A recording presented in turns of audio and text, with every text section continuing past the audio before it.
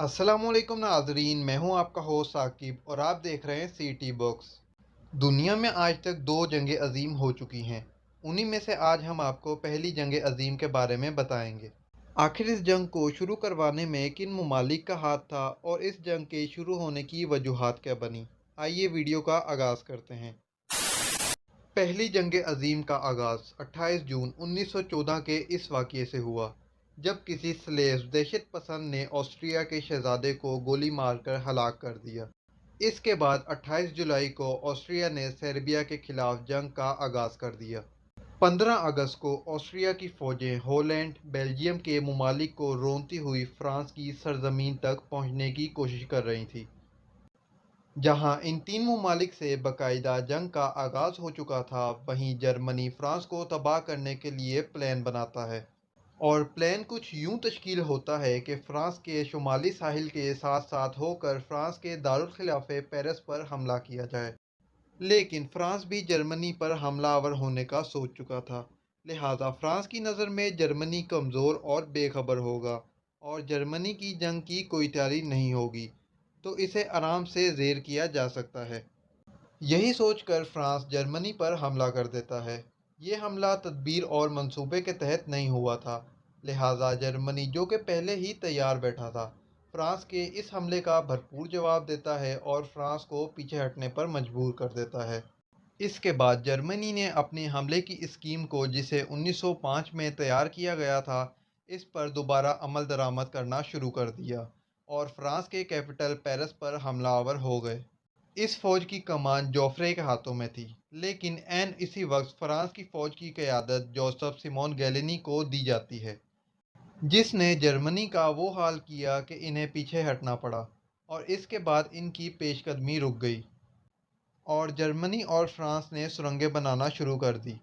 और अगले 4 सालों तक कभी जर्मन बाहर आकर हमला करते तो कभी फ्रांसीसी। और फ्रांस की मदद के लिए रशिया भी इस जंग का हिस्सा बन जाता है और ओटोमन एम्पायर जर्मनी और ऑस्ट्रेलिया की मदद के लिए जंग लड़ना शुरू कर देता है। और वहीं यूनाइटेड किंगडम की फ्रांस और रशिया से दोस्ती यूनाइटेड किंगडम को जंग में कूदने पर मजबूर कर देती है। बेसिकली अब ये जंग दो ग्रुप्स में तकसीम हो चुकी थी, जिनमें पहले ग्रुप के अंदर ऑस्ट्रिया, जर्मनी, ओटोमन एम्पायर और दूसरे ग्रुप में रशिया, फ्रांस, यूनाइटेड किंगडम और सर्बिया शामिल थे। और इसी तरह एक दूसरे की मदद करने के लिए कई मुख्तलिफ कंट्रीज़ जैसे जापान, कनाडा, इटली, यूएस भी शामिल हो जाते हैं और इसी तरह द ग्रेट वॉर का आगाज़ हो जाता है। लेकिन यहाँ सवाल ये पैदा होता है कि ये सब मुल्क जंग को रोकने के बजाय खुद एक दूसरे की सपोर्ट में जंग का हिस्सा क्यों बनते जा रहे थे। इसकी चार वजूहात बताई जाती हैं। नंबर एक, नेशनलिज्म, यानी अपनी कंट्री पर ऐसा गरूर कि मेरी कंट्री किसी से शिकस्त खा ही नहीं सकती। नंबर दो, इम्पेरियलिज्म, यानी अपने मुल्क को ताकतवर बनाने के लिए ज़मीन पर कब्ज़ा करना या लूट मार करना।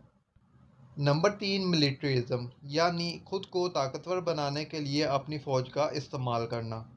नंबर चार, अलायंसेस, यानी दो मुल्क का जंग में आपसी मदद का मुआहिदा होना। इस जंग में सबसे ज़्यादा नुकसान जर्मनी और रशिया को उठाना पड़ा।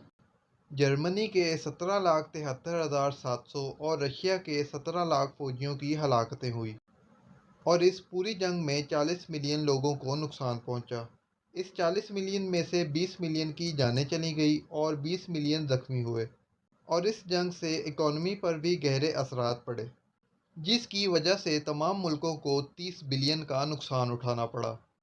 आखिरकार ये जंग 11 नवंबर 1918 को सुबह के 11 बजे मगरबी महाज पर बंद हो गई। उस ज़माने के लोग इसे जंग अज़ीम के नाम से मंसूब करते थे। ये जंग तो बंद हो गई, लेकिन इसके असरात इंटरनेशनल, पॉलिटिकल, इक़्तिसादी और समाजी हलकों में आने वाली कई दहाइयों तक जारी रहे। तो नाज़रीन, ये थी पहली जंग अज़ीम की मुकम्मल दास्तान। अगर वीडियो पसंद आई हो तो वीडियो को लाइक करें, चैनल को सब्सक्राइब करें और अगर आप दूसरी जंग अज़ीम के बारे में जानना चाहते हैं तो कमेंट बॉक्स में लाजमी अपनी राय का इजहार करें। तो मिलते हैं नेक्स्ट किसी वीडियो में, तब तक के लिए मुझे दीजिए इजाज़त। अल्लाह हाफ़िज़।